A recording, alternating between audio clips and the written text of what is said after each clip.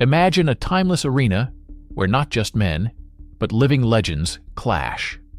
On one side stands the Spartan, the embodiment of the West's collective will, a perfect cog in an unbreakable military machine. On the other, the samurai, the pinnacle of Eastern individual mastery, a warrior for whom the sword is an extension of his soul. We pit them against each other not as mere men, but as two of the greatest warrior concepts humanity has ever conceived. The Spartan is a hoplite from the Battle of Thermopylae, circa 480 BCE. The samurai is a 16th century warrior from the Sengoku period. This is a direct clash of the Bronze Age with the Age of Steel. Our goal is not merely to determine a victor. We will dissect each warrior into their core components, the metal of their armor, the steel of their blades, and the philosophy of their codes. This is our equivalent of a pre-fight weigh-in. What will prove more crucial in a deadly encounter? The unbreakable discipline of the phalanx or the refined art of the duel? This is a battle not just of strength, but of philosophy. To understand the Spartan, one must first forget about individuality. He was not born a warrior. He was forged in the brutal training system known as the agoge. From childhood, boys were taught that their bodies and spirits belong not to them, but to Sparta. They were prepared not for glory, but for survival, for the sake of the collective. Plutarch recounts the story of a Spartan boy who stole a fox cub and hid it beneath his cloak. To avoid discovery, he allowed the animal to tear at his insides, dying in silence without uttering a sound. This is not merely discipline. It is a complete reprogramming of human nature. His primary tool on the battlefield is the dory, a long spear nearly 10 feet in length.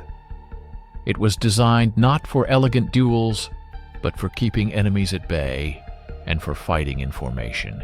In a one-on-one combat, its length gives the Spartan a significant initial advantage, allowing him to control space. It's more than just a stick with a point. Its ash shaft was topped with a leaf-shaped blade, and at the other end was a bronze spike, the sorotor, which served as both a counterweight and a weapon for finishing off fallen foes. But the true centerpiece of the Spartan's world is his shield, the aspis. Heavy, convex, made of wood, and covered with a layer of bronze, it is both his primary defense and a secondary weapon. It was used not only to block blows, but also to deliver powerful shoves to unbalance an opponent. It's no coincidence that Spartan mothers, sending their sons to war, would say, "With it," or "on it." To lose one's shield was the greatest disgrace, as it protected not only oneself, but also the comrade to one's left. When the spear is broken and the formation is disrupted, the Xiphos comes into play, a short, leaf-shaped sword. It is a weapon of desperation, not designed for fencing. Rather, it's akin to a modern trench knife, crafted for quick thrusting attacks in close quarters, targeting gaps in enemy armor. Its shape was intended to inflict the widest and most lethal wounds possible. This entire system is crowned by heavy armor, a bronze cuirass, greaves, and the famous Corinthian helmet. The armor provides excellent protection, but it comes at a cost. It's heavy, restricts movement, and, most importantly, the helmet severely limits vision and hearing. Fighting in it is like engaging in combat, while looking at the world through narrow slits and wearing noise-canceling headphones. The Spartan is almost blind and deaf to what's happening around him, relying on the rhythm and commands of his leader. Ultimately, all his training and equipment point to one thing. He is part of a wall. A one-on-one duel is an alien environment for him. If warriors were computer components, the Spartan would not be the central processing unit, but a specialized graphics card, incredibly powerful at its single task of fighting in formation. But outside that system, its architecture is suboptimal. Now let's transport ourselves to the other side of the world, to a warrior whose architecture is the complete opposite of the Spartans. If the Spartan is a part of a mechanism, the samurai is the mechanism itself. He is not just a soldier, he is an aristocrat, a poet, and a philosopher. His path is Bushido, a lifelong pursuit of spiritual and physical perfection. Here the goal is not survival for the state, but the achievement of perfection in a single, decisive strike. Under the influence of Zen Buddhism, the samurai strives for a state of mushin, or empty mind, where the body acts instinctively, without fear or hesitation. The ideal battle, according to Bushido, is one won with a single perfect movement, in which spirit, technique, and sword become one. And this sword, it is the katana. More than a weapon, it is a work of art and the warrior's soul. Its curved blade is perfectly designed for lightning-fast cutting strikes, whether from horseback or on foot. The katana's legendary sharpness can easily sever a limb or cleave through an unarmored body. But this perfection comes at a price. The katana is like a Formula One racing car. In ideal conditions, on its own track, against lightly armored opponents, it is unsurpassed. But off-road, against a solid bronze shield and heavy armor, its thin, razor-sharp edge can be damaged. It is a weapon of refinement, not brute force. His defense matches his weapon. Unlike the Spartan's solid bronze, the samurai's armor consists of numerous leather and metal plates connected by silk cords. It provides excellent mobility and protection against cutting blows. But it is vulnerable to powerful thrusting attacks. There are gaps between the plates. This is its weak point. His armor embodies the philosophy not of tank armor, but of fighter jet armor, a balance between protection and maneuverability. And to consider the samurai solely a master of the sword is like viewing a modern special forces operator as merely an expert with pistols. This ignores his primary, historically earliest role, that of a mounted archer. He is skilled with the long Yumi bow and the Yari spear. His versatility is his DNA. Ultimately, the samurai is an individualist and a duelist. His entire philosophy of combat is built on finding the perfect moment. He studies his opponent, their breathing, their stance. Japan's greatest swordsman, Miyamoto Musashi, often won not through technique, but through psychology.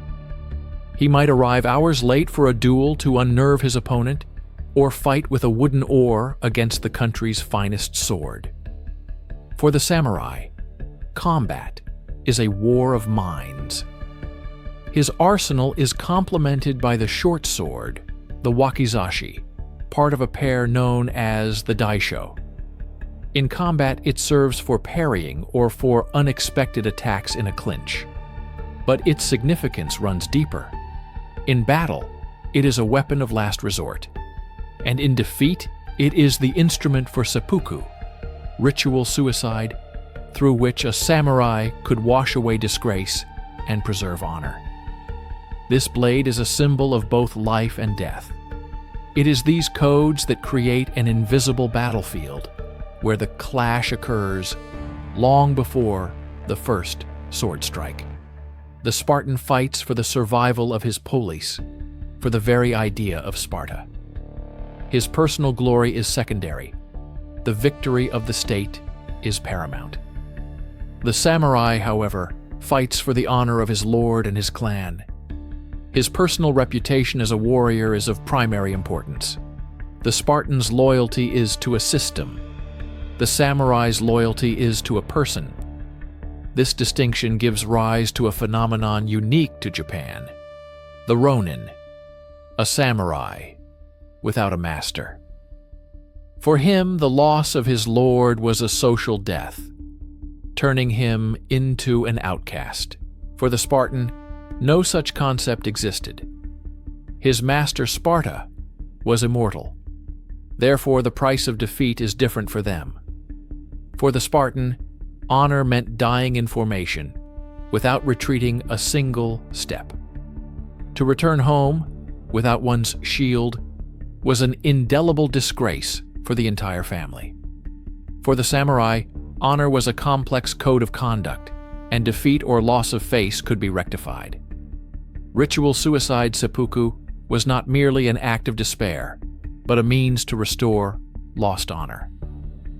Often, a kaishakunin, an assistant, usually the warrior's best friend, would be present. His task was to decapitate the warrior at the right moment to end his suffering.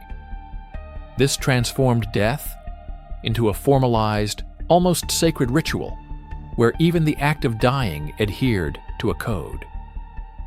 Both warriors disdained death, but in different ways.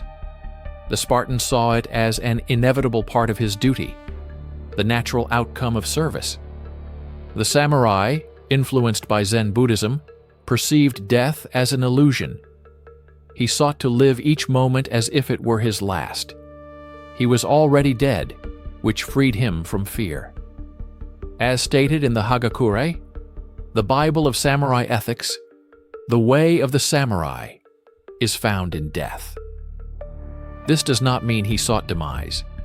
It means that by accepting his mortality, the samurai could act in battle with absolute resolve. In summary, we see two distinct approaches to crafting a warrior.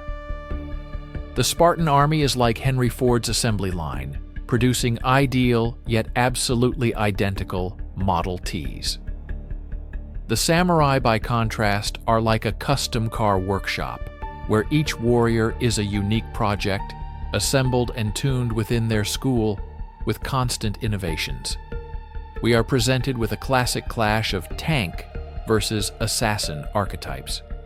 The Spartan is the tank, with a vast pool of health and armor, but slow and predictable.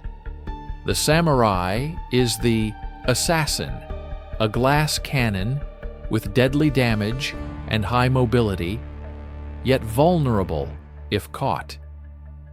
And now they meet. The Spartan immediately assumes a low, stable stance behind his shield, spear extended forward. He creates a kill zone within a radius of 2 to 3 meters. The samurai does not rush to attack. He moves in a circle, lightly and fluidly, studying his opponent, searching for a weak point, assessing his speed and breathing rhythm. His goal is to force the Spartan to move, to expose himself, to make a mistake. This is akin to a shark circling a sea turtle. The turtle is almost invulnerable within its shell, shield, but cumbersome. The shark is fast, deadly, but cannot bite through the shell. It waits for the turtle to make a mistake and stick its head out. The Spartan makes several simple but powerful lunges with his spear. The samurai evades using his speed. He does not attempt to block the spear with his katana. Blocking a 2-meter heavy dory spear with a katana blade is like trying to stop a sledgehammer with a rapier. At best, a damaged blade. At worst, a broken sword and death. Therefore, his only answer is speed. He must be where the spear is not.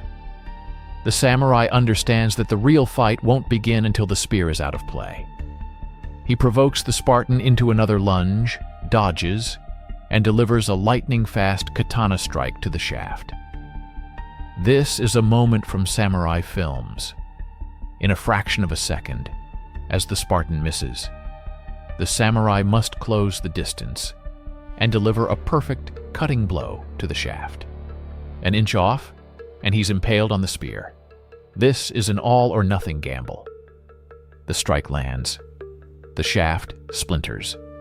the Spartan casts aside the useless, splintered remains and draws his Xyphos. The distance has drastically shortened.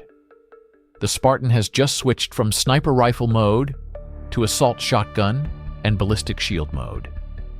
Now the one who controls close combat dictates the rules. The samurai tries to circle him, delivering quick strikes to the legs or arms. The Spartan, conversely, aims for a clinch. He advances like a battering ram, attempting to knock the samurai off his feet with a powerful shield bash. The Spartan manages to close in. He slams his shield into the samurai's chest. The samurai loses his balance. In this close proximity, the long katana is almost useless. The short Xyphos, conversely, is ideal. The elegant fencing has ended. A phone booth brawl has begun. The Spartan uses his shield not for defense, but for control. He presses it against the samurai, denying him space to swing his katana. In this close-quarter struggle, the dagger-like Xyphos is far more effective than the longsword. The Spartan, pinning the samurai with his shield, delivers short, furious thrusts to the vulnerable points of the armor, armpits, neck, hip joints. Despite all the samurai's technique, the physical power, impenetrable shield, and the effectiveness of the short sword in a clinch give the Spartan a decisive advantage. After a series of blocking and pressing movements with the shield, he finds an opening and delivers a fatal thrust with the Xyphos. The samurai falls. The samurai's technique was designed for a duel with another technical warrior. He tried to crack a complex password, but encountered a simple oak door that needed to be battered down. The Spartan was that battering ram. It wasn't the superior technique that won, but the system better suited for this specific task. Our verdict is based not on the superiority of one warrior over another, but on the superiority of one survival system over another under the given conditions. The Spartan won not as the better swordsman, but as the wielder of more reliable tools. In this fight, the Aspis shield proved to be a hard counter to the katana.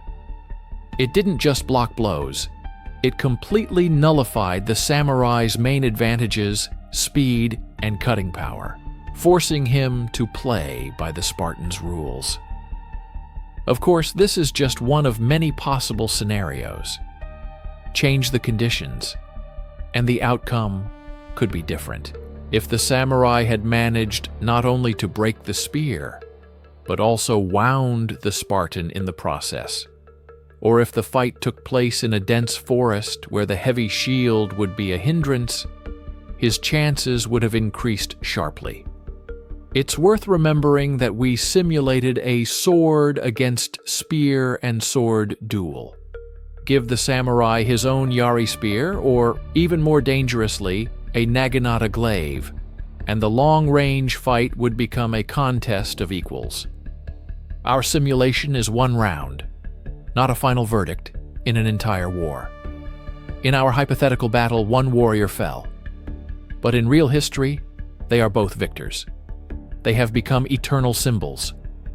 The Spartan, an embodiment of unyielding will and sacrifice for the common good.